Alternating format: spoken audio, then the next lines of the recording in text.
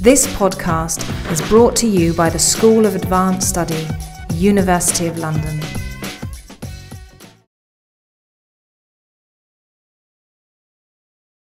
Bonsoir à toutes et à tous. Alors, ce soir, donc, c'est une séance conjointe organisée d'une part par le séminaire franco-britannique d'histoire, qui est un séminaire de recherche qui a lieu chaque semaine, ou presque, à la Maison de la Recherche. Je vous ferai passer, comme je sais qu'il y en a un certain nombre d'entre vous qui ne sont pas vous n'êtes pas des habitués, je vous ferai passer un programme si jamais vous voulez revenir pour d'autres sujets tout aussi intéressants que celui dont va parler Peter Gray ce soir. Et donc, cette séance, elle est organisée conjointement par un groupe de recherche qui s'appelle MAPS, dont Arnaud Page est le représentant à cette tribune. Peut-être Arnaud, tu veux dire quelques mots de... Qu'est-ce que MAPS? Donc MAPS, signifie Monde anglophone, politique et société. C'est le centre de recherche, un des centres de recherche en civilisation britannique et américaine de Paris 4. Et donc on a récemment eu un colloque sur les élections européennes, si je ne m'abuse, et d'autres événements qui auront lieu en 2015, mais je ne peux pas encore en dire beaucoup sur la civilisation britannique en tout cas. Voilà. Donc, Arnaud, donc moi je suis Fabrice Ben-Simon, Arnaud Page qui est maître de conférence à Paris 4. À la tribune, j'en profite pour présenter Peter Gray, qui est à ma gauche, donc face à vous, dont je vais présenter un peu les travaux avant de lui passer la parole. Et puis Christophe Ginissin, qui est professeur d'études irlandaises à l'université de Caen et qui rebondira sur la communication de Peter. Donc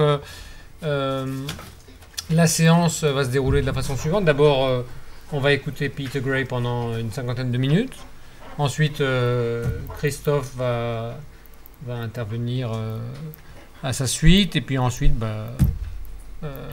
toutes celles et tous ceux qui le souhaitent pourront discuter ou poser des questions après cette communication. Donc Peter Gray, pour ceux d'entre vous qui ne connaissent pas ses travaux ou pas bien, donc il est professeur à Queen's University à Belfast, où il enseigne l'histoire contemporaine de l'Irlande. Donc son champ de recherche, si vous voulez, ce sont les relations entre l'Irlande et la Grande-Bretagne au cours d'une période qui va grosso modo de l'acte d'union aux années 1870, hein, et puis avec un intérêt particulier pour l'histoire politique de la Grande Famine. Hein. Donc sa thèse, qui a aussi été ensuite sa première monographie, c'était une thèse qui était dirigée par un historien qui s'appelle Boyd Hilton. Je ne sais pas si Boyd Hilton vous dit quelque chose. Boyd Hilton, c'était je crois qu'il est retired now. Hein, et il est prof à Cambridge, et c'était un spécialiste de l'histoire politique et intellectuelle du 1er 19e siècle, qui a beaucoup insisté dans ses travaux sur le rôle de l'évangélisme dans non seulement la pensée religieuse, mais également les politiques sociales, les politiques économiques, les conceptions dominantes dans la période, disons, 1780-1850. Donc ça me permet d'en venir à l'objet de la thèse de Peter, qui a été publiée sous le titre Famine, Land and Politics, British Government and Irish Society 1843-1850. C'est paru en 1999. Donc c'est une thèse centrée sur le rôle du gouvernement britannique, comment le gouvernement britannique réagit face à la famine, et comment l'opinion publique également, l'opinion publique en Grande-Bretagne réagit. Donc non seulement comment les uns et les autres se comportent et déterminent des choix politiques et sociaux, mais également comment leurs différentes conceptions idéologiques, intellectuelles, comme le providentialisme ou le moralisme, ont déterminé ces réactions. Comment essayer un peu une histoire intellectuelle, politique, des politiques sociales pendant la période de la famine. Avec ce projet dont vous avez sûrement entendu parler, un peu de restructurer ce qui était vu par les autorités et les élites britanniques comme une société surpeuplée, arriérée, inefficace, quoi.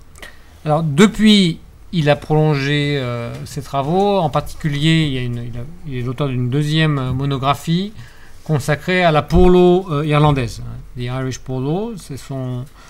C'est un ouvrage, The Making of the Irish Poor Law, 1815-1843. C'est un ouvrage qui est paru en 2009 chez Manchester University Press. Et puis, il a publié d'autres ouvrages collectifs ou de nombreux articles également. Également 2 livres en français. Un qui est paru il y a peut-être 20 ans maintenant, dans la collection Découverte Gallimard, sur la Grande Famine. Et puis un pour l'agrégation là, qui va paraître dans quelques semaines aux éditions Fahrenheit. Il est par ailleurs directeur du département d'histoire à Queen's, ce qui l'accapare beaucoup. Donc je vais lui passer la parole sur la question des historiographies transatlantiques, sur la période de la famine jusqu'à la veille de la Première Guerre mondiale, pour donc une petite heure avant d'engager la discussion. Nous sommes très heureux d'accueillir Peter Gray, qui est une autorité sur cette question de la famine et qui nous fait l'honneur de venir s'adresser à nous. Thank you very much, Fabrice, and thank you all for coming. It's a great pleasure and an honor to be invited to speak here to this seminar tonight. So,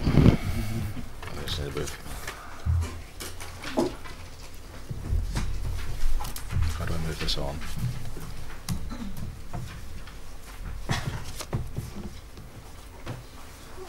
Is that it? Yeah, that's the first slide. Yeah. Okay, thank you. So it's hardly surprising that the Great Famine of 1845 to 1850 should become thoroughly historicized on both sides of the Atlantic in the second half of the 19th century. This was in the context of growing literacy in English on both sides of the ocean, and the widespread diffusion of a cheap print culture.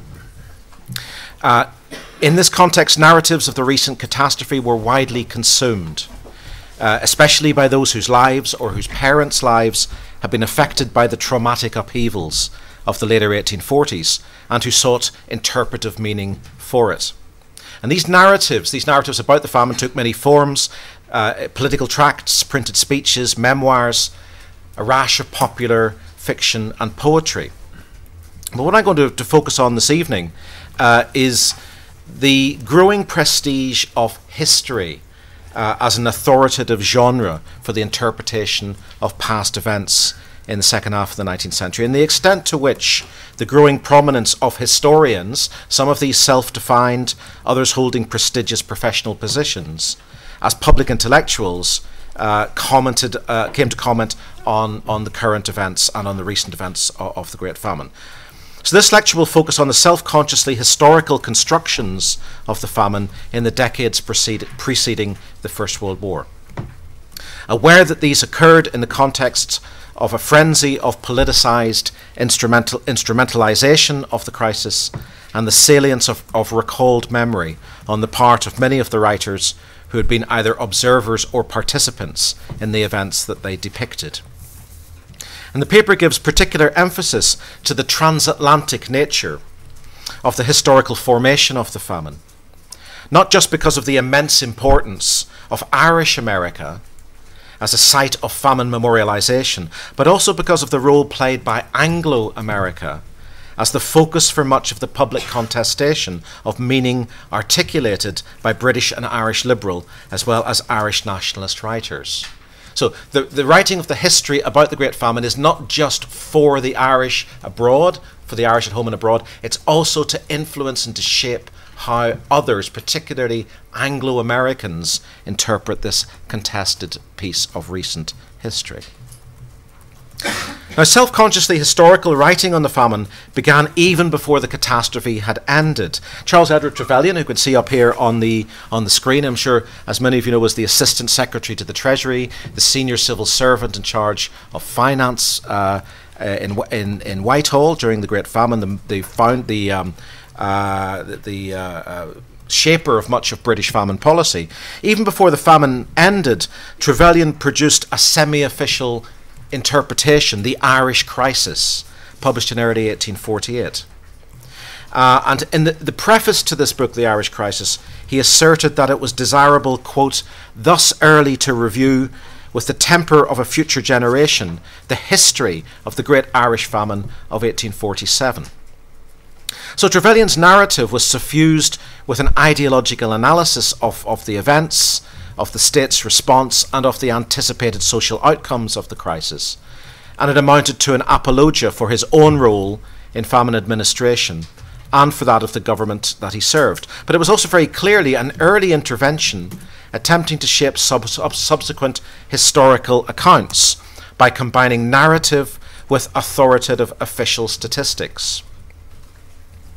So it's hardly surprising that that this, if you like, official history of the famine, written even as it was still progressing, was countered by other participants who leapt into print to write alternative histories, and there are a number of people involved here. The most famous I'm going to talk about in some detail is the radical nationalist John Mitchell, whose conviction and transportation in the spring of 1848 merely interrupted rather than curtailed his journalistic attacks on British government as the author of all Irish sufferings.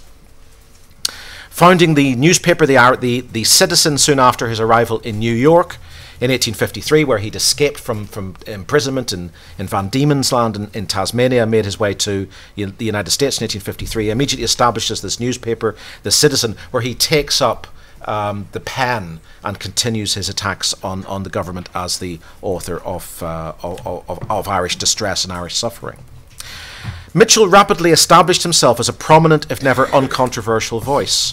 But his voice was directed, and this is a point I want to make over and over again, was directed as much at Anglo as at Irish American opinion.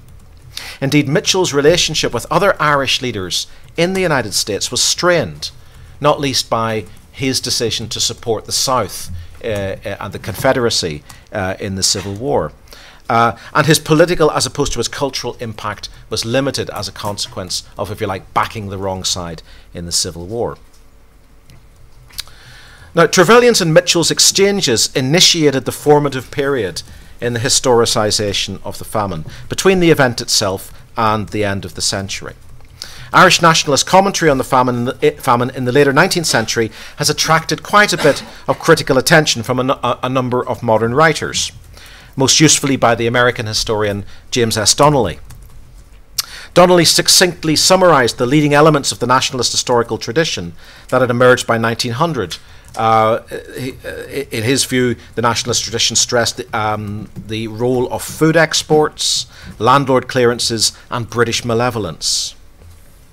And while indebted to Donnelly's pioneering work on the nationalist memory of the famine, I want to suggest in this lecture that rather than there being a single undifferentiated Irish memory, or Irish Catholic or nationalist memory of the famine, that these were actually multiple, and that they were contested in the later 19th century.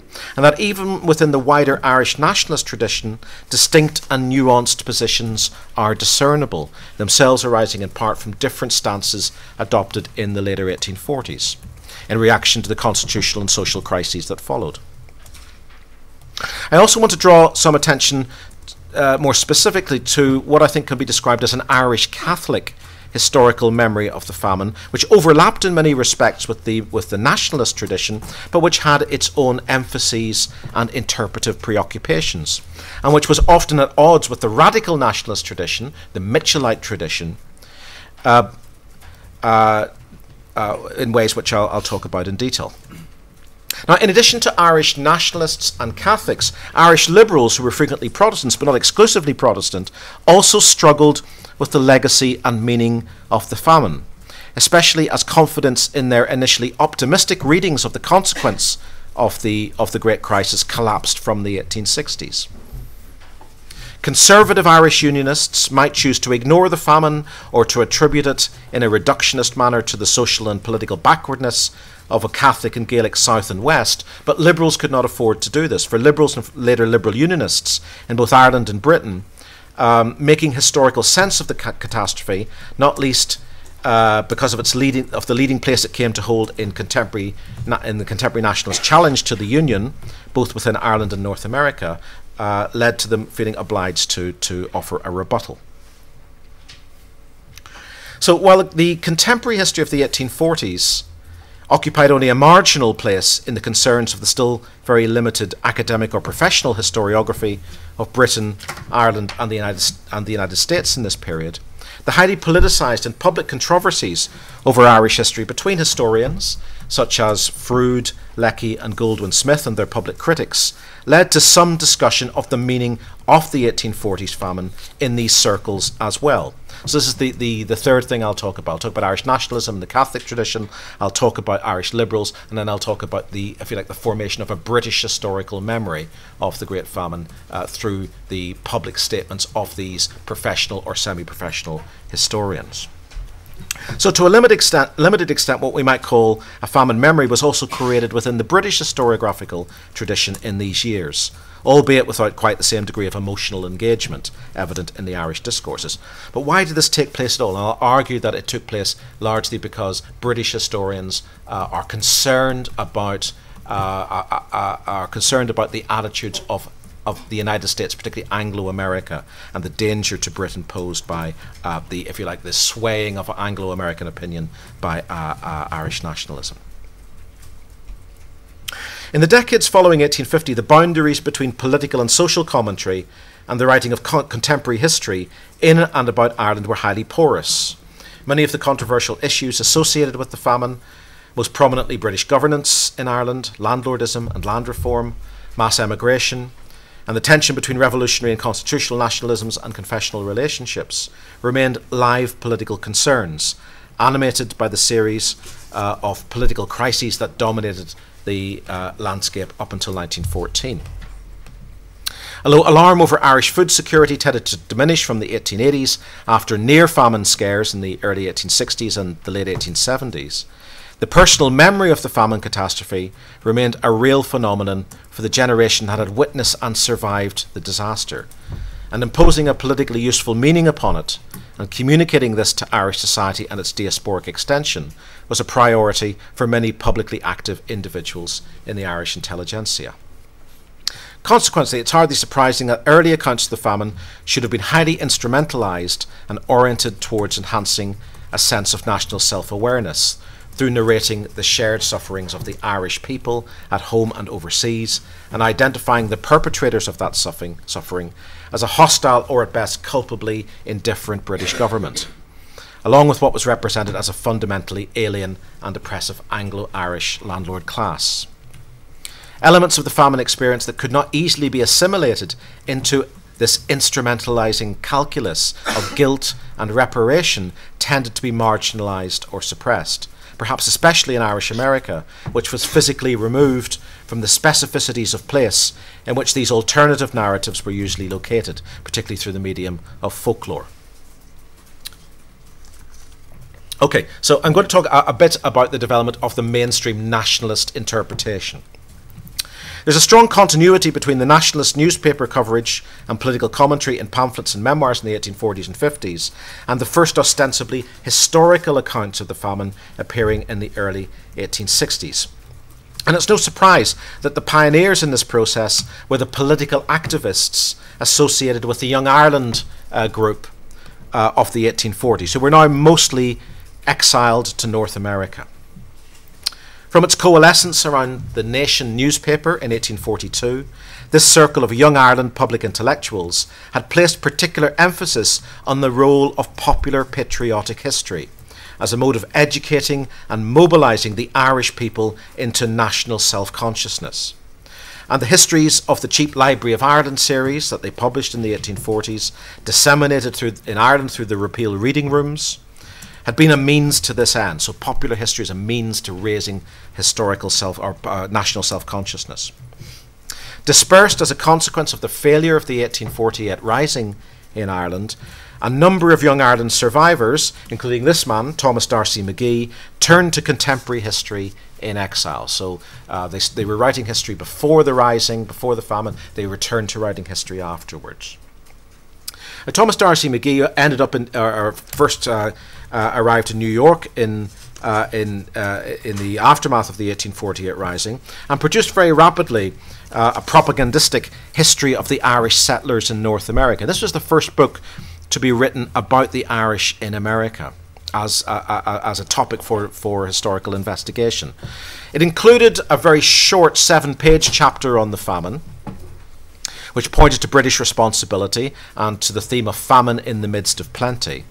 But D'Arcy McGee devoted more space to praising American charitable responses and the positive contribution Irish immigrants had made to American society. So it's very, I mean, the instrumental purpose of his book is principally about defending the Americanness of Irish American immigrants to non-Irish readers in North America. So already that shift of focus of audience to Anglo-America is taking place. So if D'Arcy McGee commented on the famine, the first young Irelander to take it up and write about it at length was this man, John Mitchell.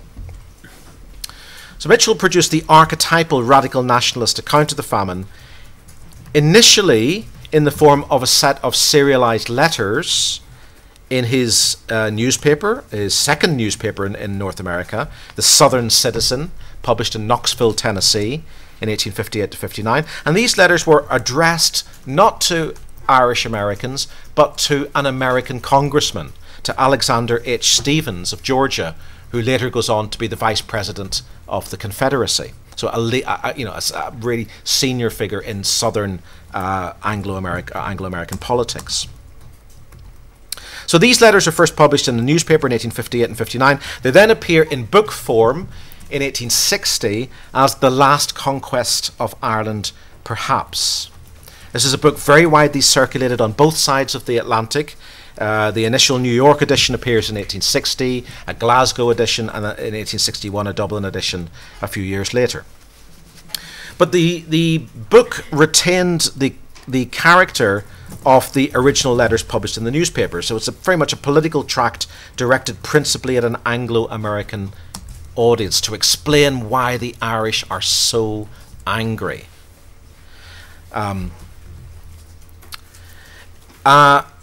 Unfortunately for Mitchell, it's published at just the wrong time. Bringing a book out in 1860, 1861, just as the Civil War is about to kick off, means that it has rather limited, perhaps, initial impact. But it remains in print for a long time. And as we'll see, it takes on many later manifestations, as well as its initial print run, as The Last Conquest of Ireland, Perhaps.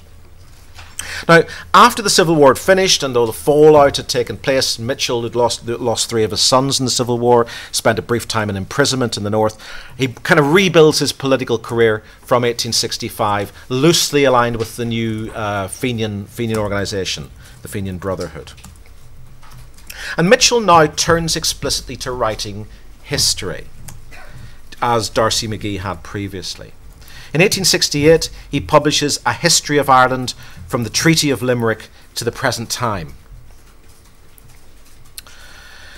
And despite his disingenuous claim that the reader will find in this work very few theories or opinions put forward at all, the method and style, and indeed the purpose of the history, was at one with his previous works: to indict British government in Ireland as unrelentingly oppressive, extortionate, and ultimately murderous towards the people of Ireland, and to urge the reader to support a war à l'outrance against Britain to avenge the wrongs of the past, and to free Ireland from colonial thraldom. For, if Mitchell writes, if Irishmen are ever to enjoy the rights of human beings, the British Empire must first perish. So this then is the interpretive schema within Mitchell locates the famine in the history of Ireland as one manifestation, albeit the most naked and ruthless in modern history, of an irreconcilable struggle for mastery and domination of Britain and its rulers over Ireland. Mass mortality in the later 1840s, it follows, was not the accidental outcome of a catastrophic crop failure or the consequence of government incompetence or even indifference in the face of difficult circumstances, but it was the consequence of a willed campaign of extermination against the Irish people.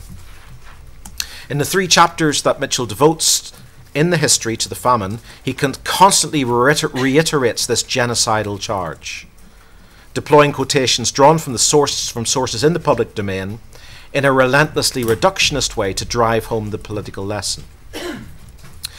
But even here, I would argue, he is writing not in abstraction, but in antagonistic dialogue with official texts. And I think it's in rebuttal of what Mitchell regarded, perhaps not without some justification, as the 1851 Irish Census Commission's attempts to massage down and explain away famine mortality in its official report, that the most celebrated Mitchellite conclusion about the famine was articulated. The first quotation here, that 1.5 million of men, women and children were carefully, prudently and peacefully slain by the English government. They died of hunger in the midst of abundance which their hands created.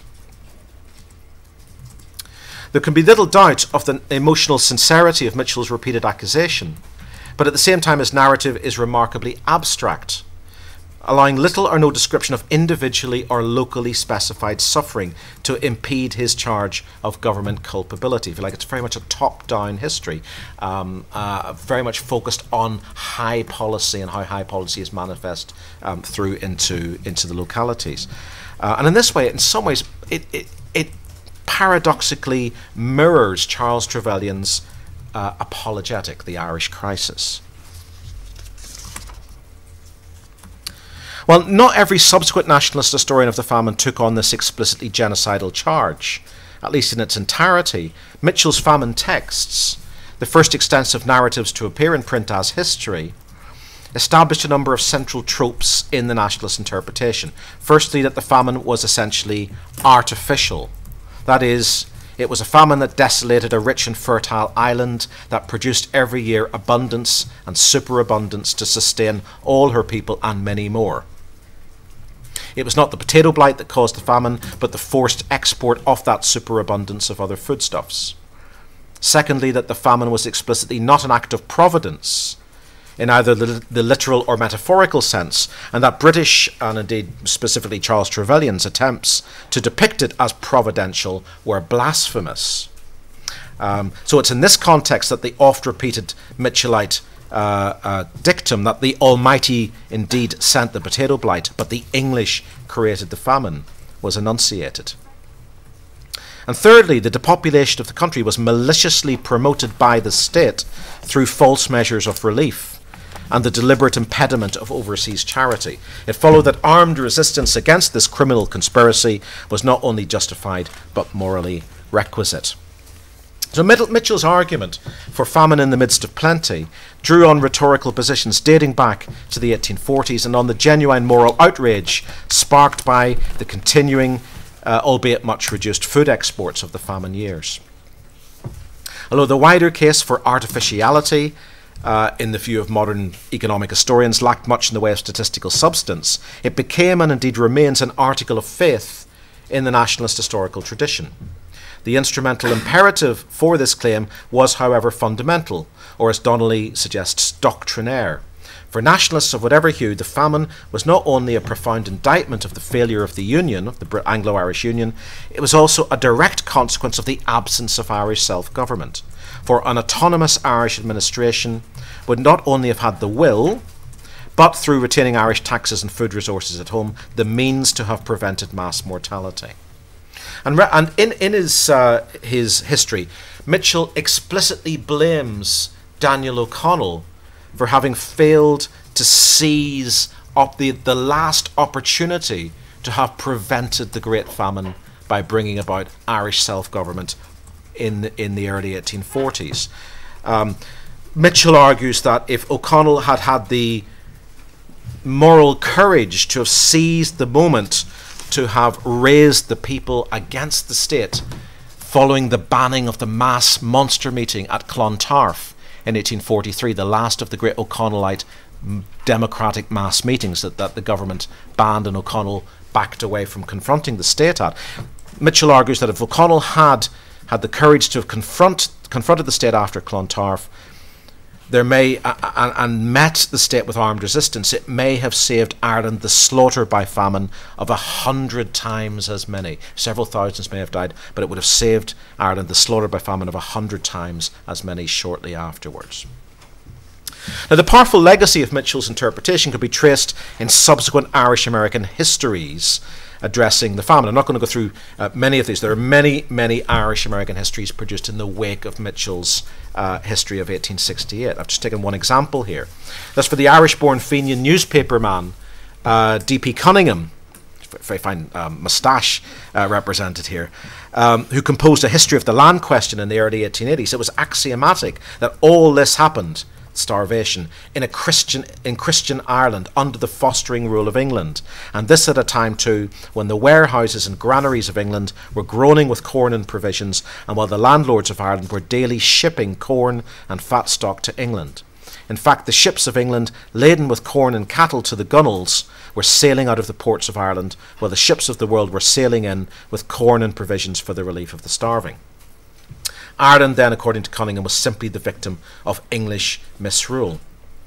Cunningham, who was the editor of the New York Tablet, died in 1883, and the text was completed by a collaborator, but he left a posthumous preface making clear his conviction that following the famine, it is no wonder, therefore, that Ireland hates England profoundly and deeply, and with an undying hatred which even time can scarcely eradicate. There are many other examples of nationalist texts which I'm not going to regale you with. But these journalistic histories, produced in many cases by newspaper writers or editors like Cunningham, paralleled in their themes the memoirs and recollections published by US-based Irish political activists such as Jeremiah O'Donovan Rossa and John Devoy, and to a slightly more muted degree the political tracts of Irish and Irish-based political figures such as the Sullivan brothers, T.P. O'Connor and later Michael Davitt, which were also widely circulated in the United States. So in James Donnelly's view, this represented, this kind of conglomeration of texts, histories, memoirs, political pamphlets, represented a coherent and hegemonic interpretation that, in Donnelly's words, despite its numerous fallacies and exaggerations, faced little criticism in Catholic Ireland or in Irish America before Irish independence in the early 1920s. And this may be correct perhaps in its essentials, but loses sight, I think, of the nuances within the global Irish memory of the famine and the importance of public challenges within America in stoking up the more extreme versions of this. So I'm going to say a little bit now about what I would describe as a kind of Catholic tradition of famine memory or famine history, which overlaps with the nationalists but is in other ways distinct. And perhaps I'll say something about its most important textual manifestation. The Irish and Irish diasporic Catholic Church might at first sight appear an unlikely site for an alternative historical stance. Going back to the famine itself, Archbishop John Hughes of New York produced a celebrated philippic on British responsibility for the famine in a public lecture of 1847, blaming equally the legacies of conquest and colonisation and an inhuman political economy, which drew admiration from the transplanted young Irelanders, even if his later denunciation of their botched 1848 rising did not. And although virtually all Irish Catholic commentators followed Hughes in taking as axiomatic a high level of British responsibility for the catastrophe, a fault line did exist between them and the Mitchellites over a number of key issues: the role of O'Connell, the legitimacy of the rebellion of 1848, and the continuing validity of revolutionary nationalism. Now, the only serious full history of the famine produced in Ireland in the second half of the century shared some of the underlying assumptions of the nationalist politicians and activists, but not the relentless instrumentalisation that marked these texts. Indeed, as the product of a clerical author who took care to refute certain of the more extreme allegations made by radical nationalists, the text might better be described as Catholic rather than nationalist per se. Like many of his nationalist contemporaries, John O'Rourke, the author of this text, who was born in 1809 and appears to have been from a farming background, had direct personal experience of the horrors of the 1840s, when he himself had been a trainee priest at Maynooth. After serving in several Leinster parishes where he wrote fiction and devotional works, O'Rourke was appointed parish priest of Maynooth in County Kildare in 1869 and turned his hand to history. He published in the same year, 1875, both a sympathetic centenary life of Daniel O'Connell, which drew on his own recollections of the repeal campaigns of the early 1840s, and then also his History of the Great Irish Famine of 1847. And this history of the Great Irish Famine went on through a number of editions. A third edition was published in 1902. Though very different to Mitchell's Last Conquest, its influence on Irish historical perceptions of the famine may have been nearly as long-lasting, though perhaps less so in Irish America. Now, O'Rourke's project of writing the history appears to have been suggested to him by another cleric, Bishop Patrick Duggan of Clonfert in County Galway, who gave O'Rourke access to the archives of the Freeman's Journal, the principal Catholic newspaper of the 1840s, and supplied him with his own famine recollections. For his part, O'Rourke suggests in the preface to his book that he felt the need for avoiding any unnecessary delay in compiling the text, as, quote, that testimony of the most valuable kind, namely contemporary testimony, was silently but rapidly passing away from the generation which had witnessed the scourge. Consequently, O'Rourke sent out questionnaires to numerous contacts and then travelled to the worst-hit districts of the West to collect oral testimony, which he sought to combine with a narrative drawing on a wide range of official, epistolary, newspaper and other published sources, most of which are carefully identified in footnote references. The text, however, has been criticised for its disappointingly limited use of these laboriously collected eyewitness accounts. But this, in many ways, may paradoxically have been due to O'Rourke's desire to be seen as a bona fide historian, using principally the orthodox documentary source materials of his day, if you like. So O'Rourke is kind of conflicted between this desire to capture the oral memory of the famine and the desire to be seen as a proper historian, writing a proper historical text. He is parish priest of Maynooth and has a direct connection with the Catholic seminary at Maynooth, in which there is a chair of ecclesiastical history, where ideas of kind of later 19th century ideas of historical method are starting to be discussed. O'Rourke was also a member of the Royal Irish Academy, the principal scholarly body in Dublin. He was elected a member of that body in 1866. So, but despite, if you like, the disappointingly limited use he makes of the oral material, he did make extensive use of an unpublished eyewitness narrative by Dr. Daniel Donovan of Skibbereen, and also contemporary letters from a number of Catholic clergy, as well as, without endorsing its conclusions, Trevelyan's Irish Crisis. O'Rourke's 522 pages of text unfortunately covers only the first 2 years of the famine, ending in autumn 1847, when the crisis had another 2 to 3 years yet to run. It's unclear whether this was due to his acceptance of the truncated chronology initially laid down by Trevelyan in the Irish Crisis, the Great Irish Famine of 1847, or to his personal or publishing constraints. After a general introduction sketching the origins of the potato, previous incidents of famine and Irish social and political developments to 1845, his chapters follow a generally chronological pattern, setting out the political narrative of relief measures with digressions into descriptions of local conditions, supported in both cases by extensive quotations from his sources. Now, O'Rourke shared with the Nationalists some fundamental perceptions. That Ireland's poverty and vulnerability arose from sustained subordination to British economic interests, to the legacies of plantation and penal exclusion of the Catholic majority, and to the combination of absenteeism and the avarice and tyranny of the landlords. But that there was insufficient food in Ireland for its people was, O'Rourke concluded, a miserable, transparent and insulting fallacy, proved by the export figures. Oh, perhaps again, not surprisingly, the hero of O'Rourke's parallel biography, Daniel O'Connell, emerges very positively from his famine narrative. O'Connell's 1845 prescriptions for relief and retaining food in the country are depicted as visionary, in contrast to the manipulative prevarications of the Prime Minister, Robert Peel.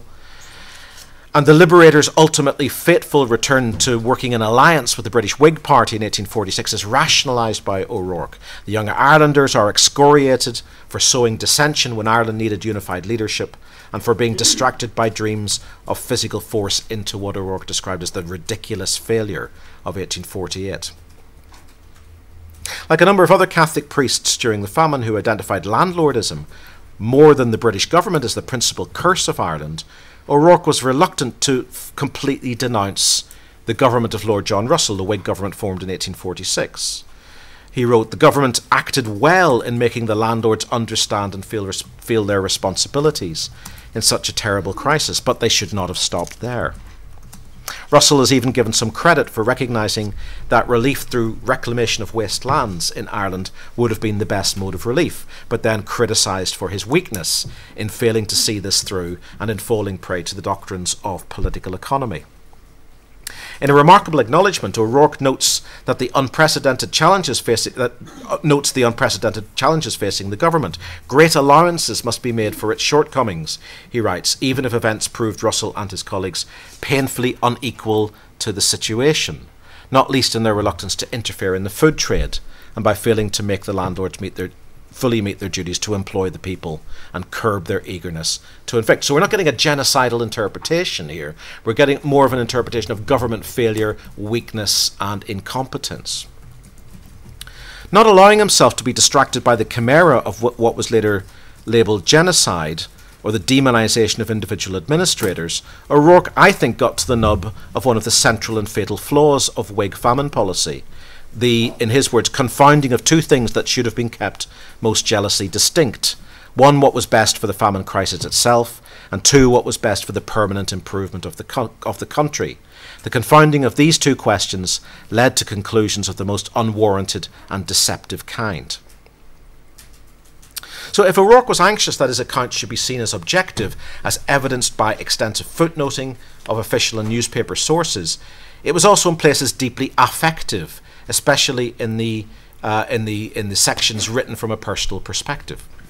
He discusses with an eyewitness the physicality of the famine interments at Skibbereen and relates the operation of the sliding coffin at Bantry Workhouse.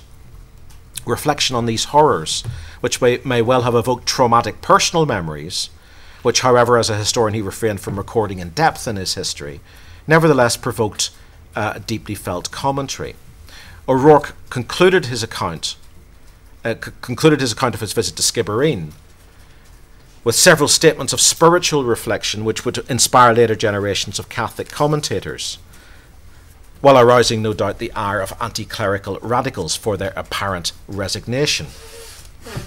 O'Rourke concludes this description that to trace one's steps slowly and respectfully, so that may not be entirely good, to trace one's steps slowly and respectfully among the graves of those who have reached the goal of life in ordinary course fills one with holy warnings. To stand beside the monument raised on the battlefield to the brave men who fell there calls up heroic echoes in the heart. But here, at the cemetery of Skibbereen, there is no room for sentiment. Here, in humiliation and horror, not unmixed with indignation, one is driven to exclaim, "O God, that bread should be so dear and human flesh so cheap." Who can and then he goes on to develop this spiritual reflection. Who can doubt but the God of all consolation and mercy received the souls of his famine-slain poor into that kingdom of glory where he dwells and where he has purchased for them at so great a price. Even in their imperfection and sins, they were like to him.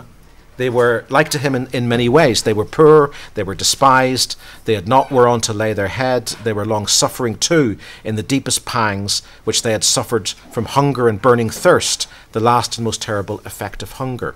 They cursed not, they reviled not, they only yearned for the consolations of their holy religion and looked hopefully to him for a better word. So for O'Rourke, the message of the famine is not the necessity of getting revenge from Britain through supporting a revolutionary campaign, but the true meaning of the famine is reflecting on the suffering of the poor who died as a consequence, as a kind of moral message for those who have survived.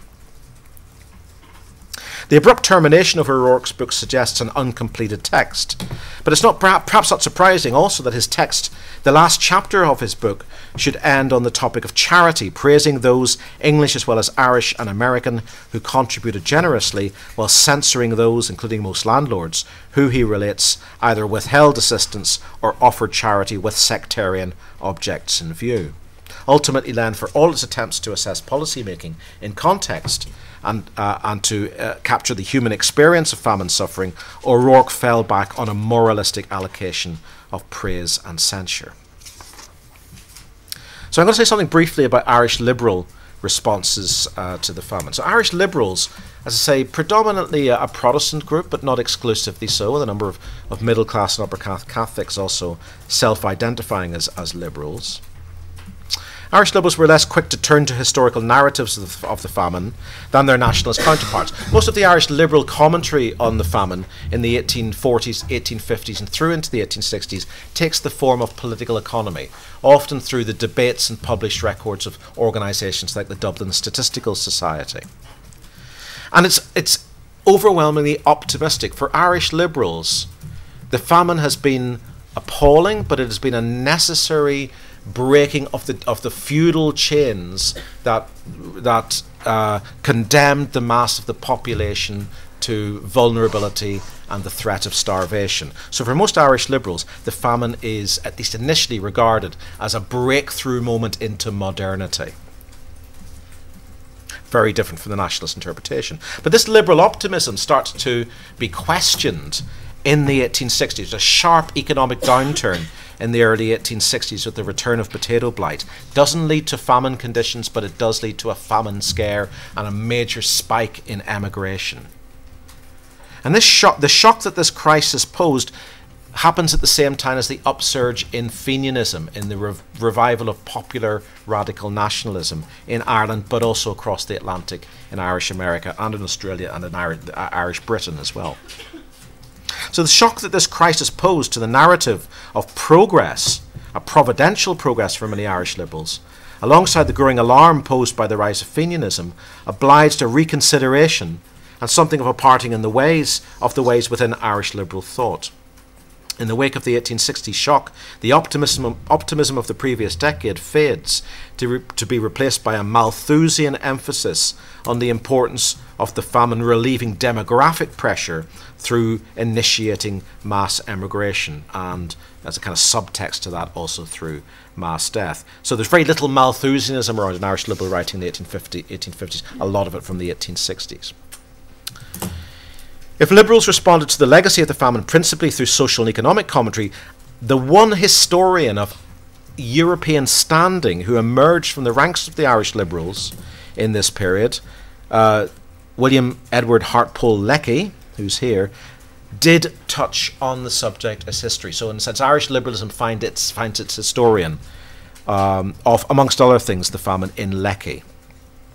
Like many of the liberal intelligentsia of his generation, such as his Trinity College Dublin colleague John Kells Ingram, Lecky moved from a youthful romantic patriotism influenced by early young Ireland, through an optimistic and progressive rationalism, to a much more defensive and pessimistic liberal unionism from the 1880s.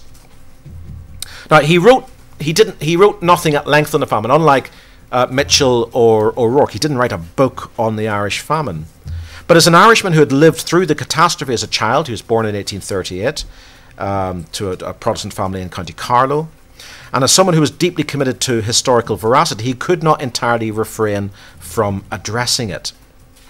In his early book of 1861, Leaders of Public Opinion in Ireland, Lecky elevated O'Connell to heroic status alongside the great 18th century Irish Protestant patriots who he idealised, but he lamented the decline of the national spirit with the rise of sectarianism and the collapse of constitutional politics. The famine, he concluded, had not only broken O'Connell's spirit, but also that of the Irish people. Lecky goes on in the 1870s and 1880s to write his magnum opus, The History of England in the 18th Century, published between 1878 and 1890. And large parts of this are devoted to the history of Ireland. And he publishes these separately in 1892 as The History of Ireland in the 18th Century. Very much written in opposition to the other great public historian of the late 19th century, who I'm going to come on to in a minute, James Anthony Froude, and his book, The English in Ireland in the 18th Century of 1873 to 74. So it's hardly surprising that this monumental work, that the English in Ireland, this multi-volume work, gives much more attention to the Irish famines of the 18th century than to that of the 19th century. It is a book about the 18th century Ireland. But what's striking is that Lecky feels obliged to talk about the 19th century famine as well, even though it's not within his chronological range of focus. He is drawn increasingly into commenting on the 19th century famine. Anxious by the early 1890s to stress that his defence of Protestant patriotism, which he regards as the great tradition in Ireland, and his criticism of the mode by which the 1800 Act of Union between Britain and Ireland had been passed, anxious to demonstrate that this should not be taken to invalidate the continuation of the existing union, Lecky felt it necessary to address how the now historical 1840s crisis should be interpreted in the context of the 1890s. And he writes about this in the afterword appended to the final volume of his text on 18th century Ireland. A famine which exceeded in its horrors any other that Europe has witnessed during the 19th century, he wrote. And the transformation in a period of extreme poverty and distress of the whole agricultural industry of Ireland had, amongst other things, contributed to the instability, the disorganisation and the misery that now swell the ranks of sedition and agitation. The evil consequences of the Great Famine were now most manifested, he noted, in the pernicious revolutionary doctrines of James Fintan Lawler and John Mitchell.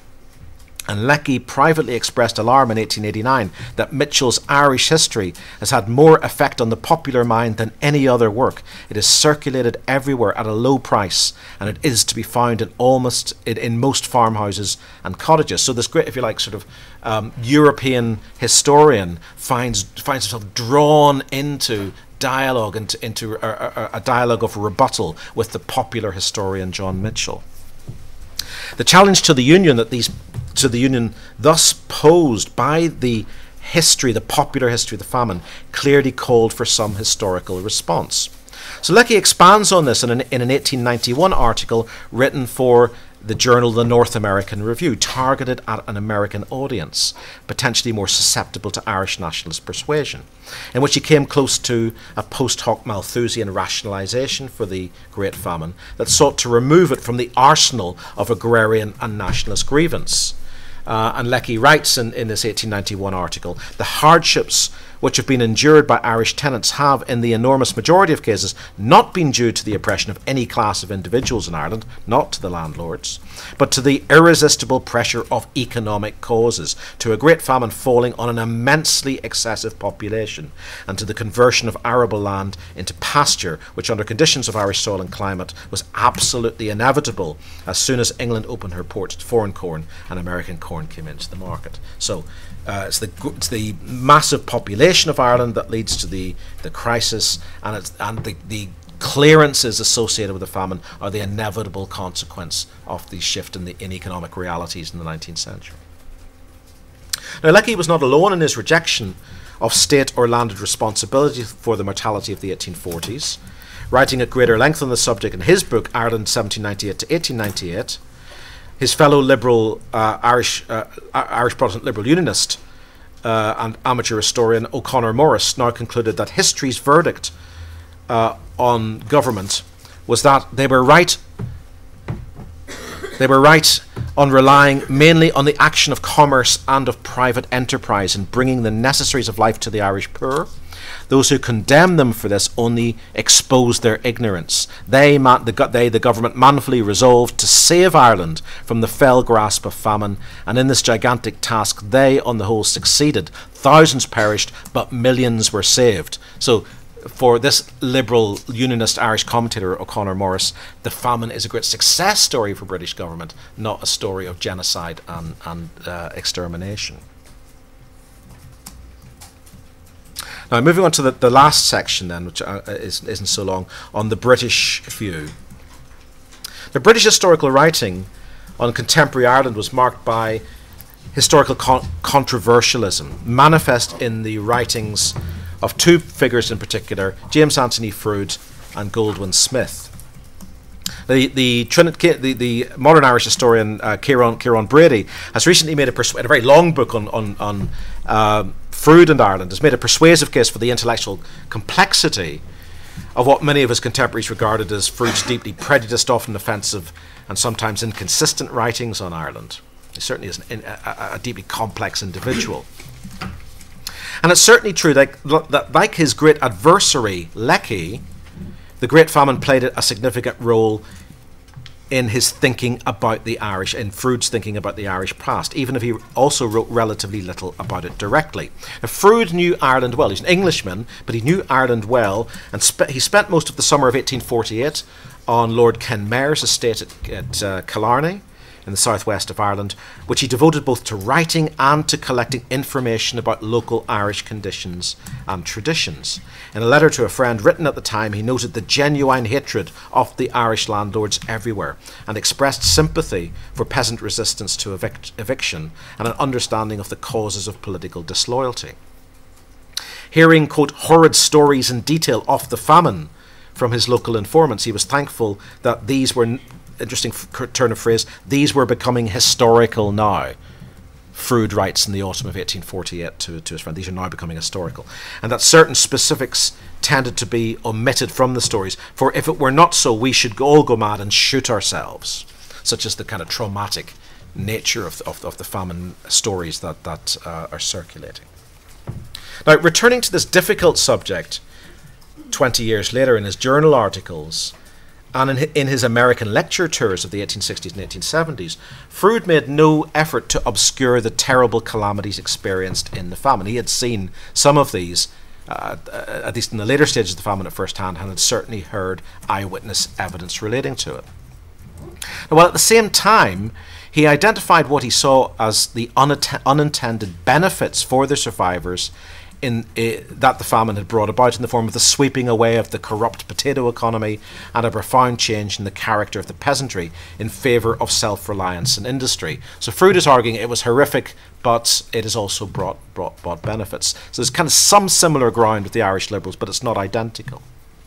The cost of such progress had been the exodus of a mass of deeply embittered migrants to America who were now being excited to political frenzy by the intransigent nationalism of agitators such as John Mitchell and the agents of ultramontane Catholicism, who Froude is obsessed with, thus politically threatening Britain and its empire. So for Froude, the greatest threat to the British Empire is Irish nationalism and ultramontane Catholicism corrupting, if you like, the WASP character of American civil society and American governance.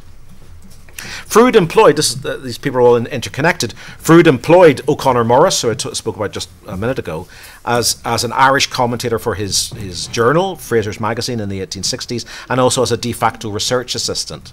So some of O'Connor Morris's interpretations perhaps are coming into Froude, but being reshaped by Froude's own reading of Irish history. So at the same time as he's endorsing some of this progressive rationalisation of the famine as a kind of modernising force, he's also condemning the Irish landed class in a way which the Irish liberals are reluctant to do, both for what he regarded as their inhumane behaviour during the Irish famine and extending back into the 17th century. So he's arguing for a historical pattern of oppression on the part of the Irish landed class.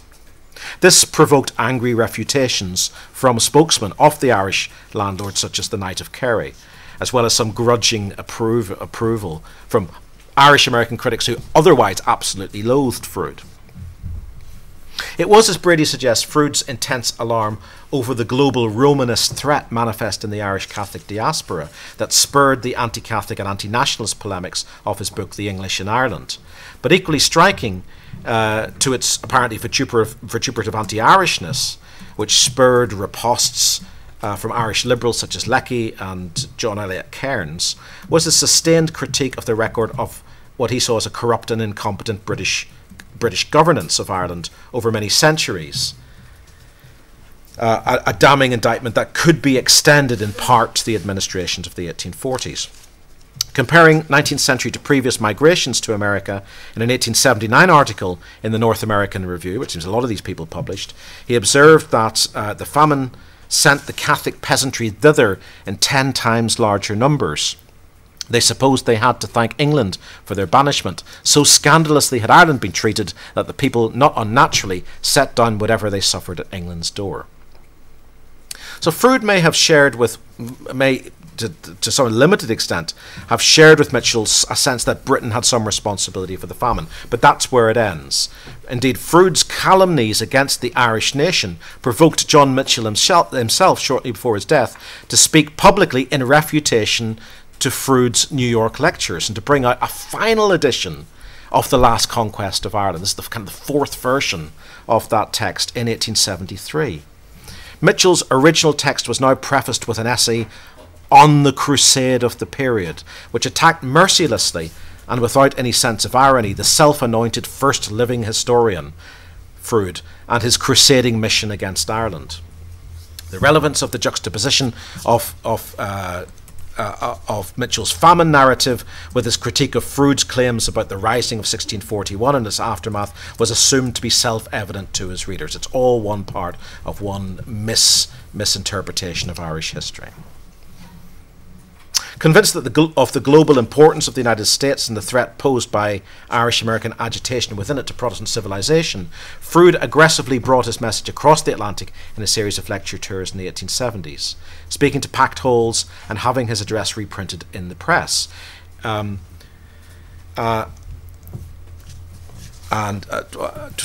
leading to various Irish-American pamphleteers to respond to what they described as the thumping English lies delivered by James Anthony Froude at his New York lecture series in 1872.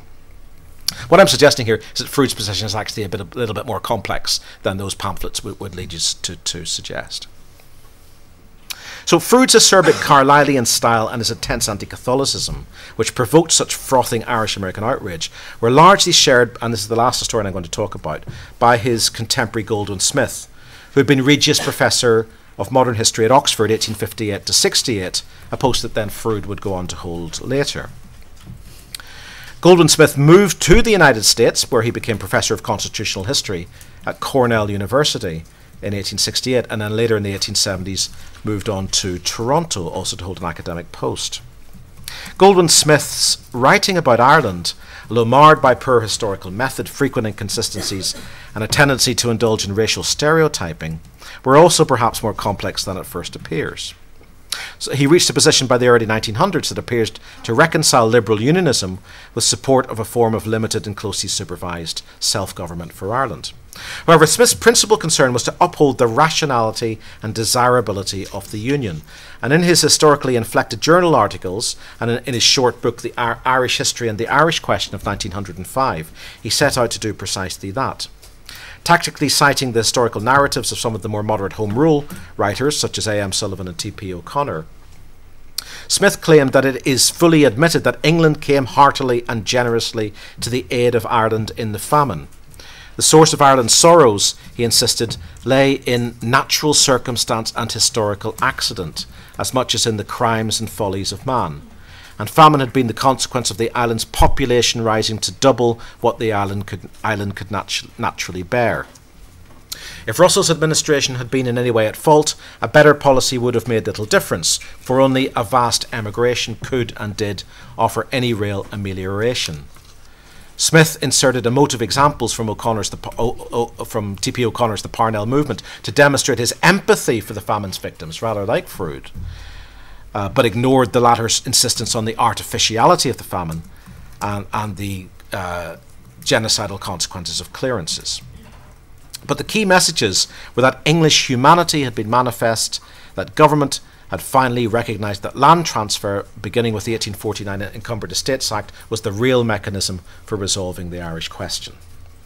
So, just to conclude then, what explains this continuing prominence of the famine in Irish American consciousness, in American debates, in the focus on America on the part of Irish and British historical commentators. Well, one important factor was that, while the Great Famine ends in 1850-51, perhaps 1852, there is a continuing fear of a return to famine conditions in Ireland, particularly in the crises of the early 1860s, the late 70s and early 80s, and then regionally in the West, in sporadic years of 1885, 1890, 1896, 1905. And each of these crises prompts alarm for families still in Ireland and stimulates political campaigns to support Irish movements for land reform, political autonomy and full independence amongst Irish Americans. This is very manifest in the pages of the publication from which this image is taken, the Irish World newspaper, published by the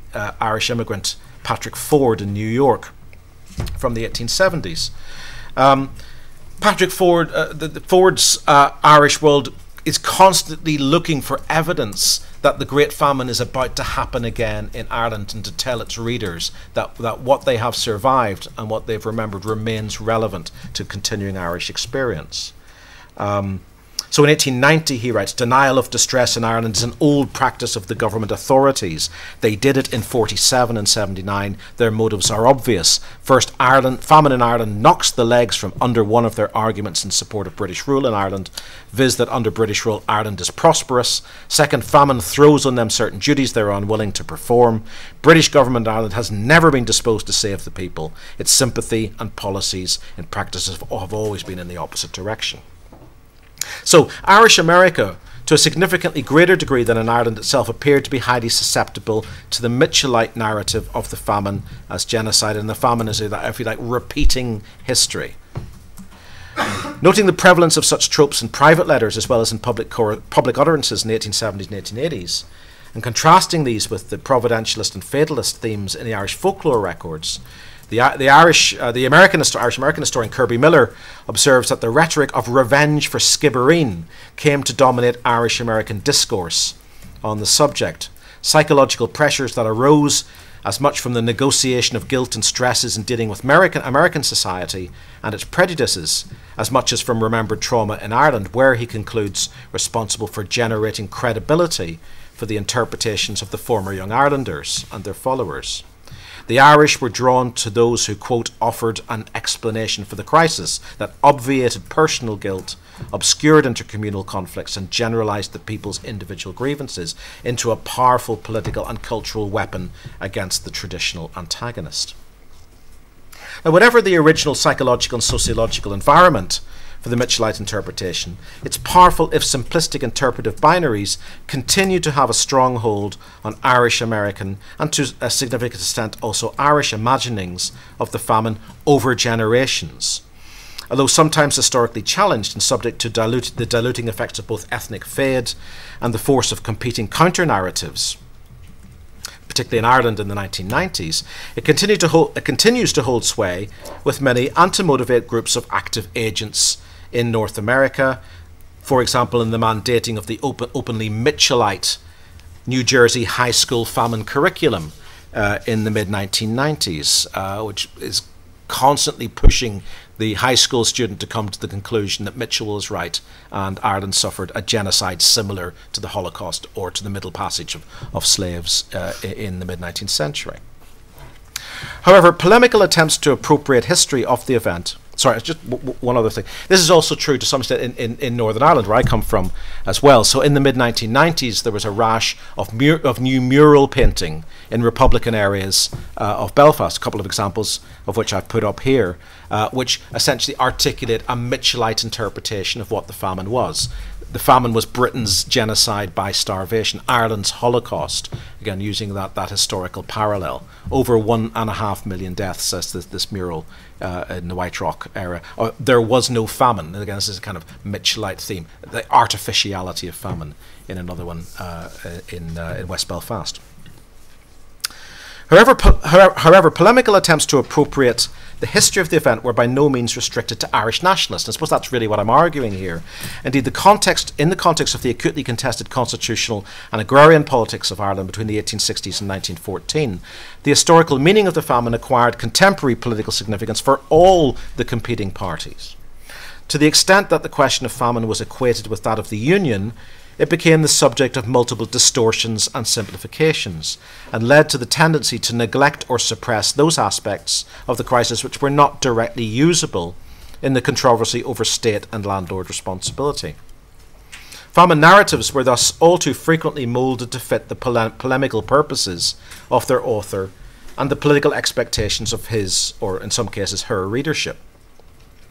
Also striking is the remarkable extent to which this controversy was played out by both its Irish and British protagonists before an American audience. Irish nationalists sought to persuade not simply or even principally their compatriots in North America, but the non-Irish American onlooker who needed to be enlightened on the sufferings of Irish immigrants and the roots of their diasporic rage.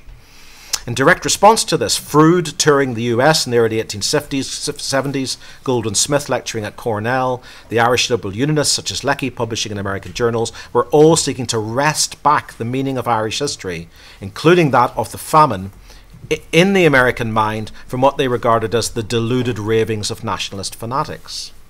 At stake for them was an Anglo-American relationship in which signs of strain were deemed to give succour to Fenian revolutionary hopes in Ireland. So one final thought. Also striking is how privileged historical accounts of the Great Famine became over other forms of memorialisation, even if it's just through the use of the word history in the title. And the extent to which the official historians, like Froude and Goldwin Smith, both of whom held university chairs, Lecky was offered an Oxford chair but didn't take it up. So what's striking is the extent to which these official historians were also drawn into the fray, despite professional disapproval of contemporary history. So while historical writing as a mode of discourse had already been privileged before the famine by the Young Ireland authors, this may also have been related to the rising cultural status of history as a conveyor of truth about the past in an era that saw the gradual diffusion of Rankian ideas of historical practice in Anglophone societies. And given the fury of controversy over the recent Irish past in the late 19th century, and the ready resort to instrumentalism to make that past usable for current political purposes, it's perhaps surprising that anything of lasting historical value in terms of an understanding of the events of the famine themselves was created.